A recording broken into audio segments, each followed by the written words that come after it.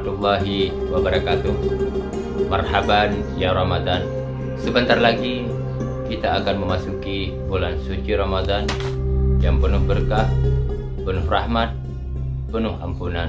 Maka izinkan saya Insinyur Haji Tia Khalid MM, anggota Komisi 4 DPR RI, dan juga atas nama keluarga besar Partai Gerindra Aceh mengucapkan selamat menunaikan ibadah Ramadan 1441 Hijriah.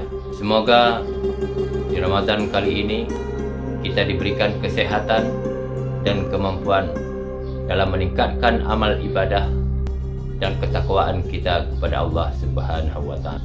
Dan juga mari kita berdoa dan berikhtiar semoga pandemi corona sedang melanda dunia dan negeri kita dapat segera berakhir.